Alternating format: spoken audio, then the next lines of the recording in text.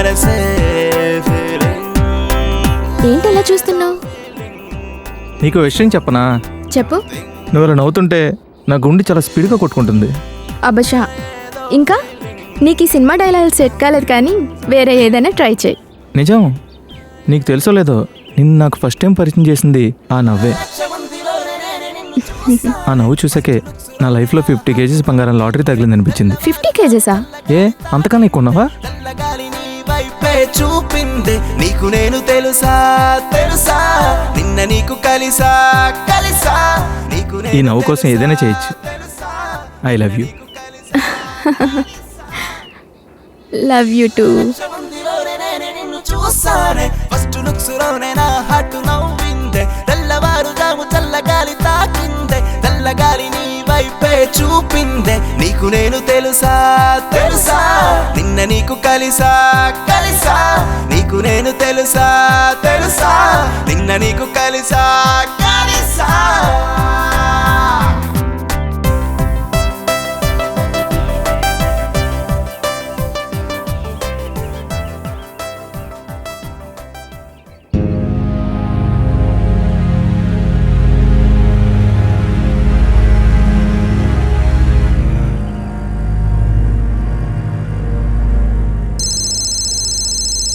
అబ్బాయి బయలుదేరావా? బాబాయ్ బయలుదేరని వస్తున్నా, 2 minutes. త్వరగా రా. బాబాయ్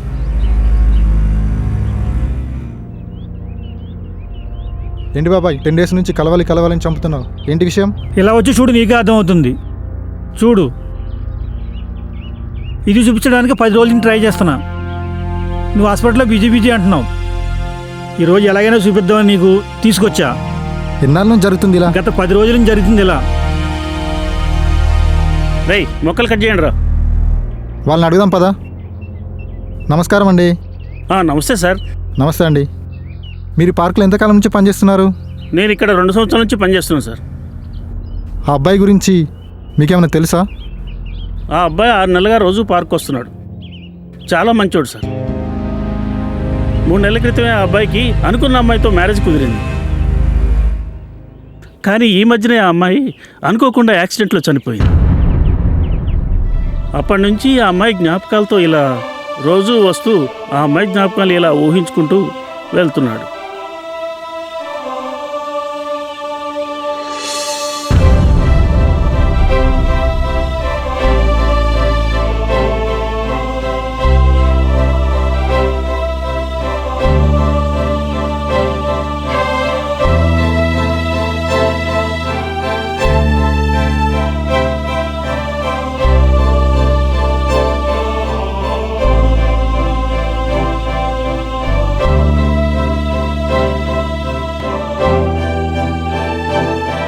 ఆయన చూసినప్పుడల్లా అనిపిస్తుంది, ప్రేమించడం కంటే ప్రేమించిన అమ్మాయి ఈ లోకంలో లేదని జీర్ణించుకోవటం చాలా కష్టం అండి.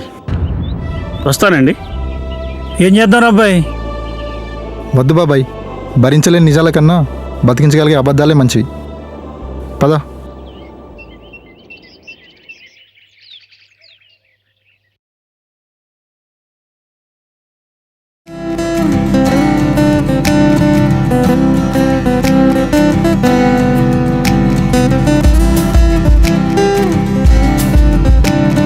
ప్రేమించిన ప్రియురాలే కాదు, ప్రతిరోజు మనతోనే ఉంటూ మన మధ్య తిరిగే అమ్మ, నాన్న, స్నేహితులు, బంధువులు, ఇలా ఎవరైనా మన మనసుకు దగ్గరైన వారు ఒక అనుకోని సంఘటనలో అకస్మాత్తుగా మన నుంచి దూరం అయితే ఆ జ్ఞాపకాలను మర్చిపోవడం అంత సులభం కాదు.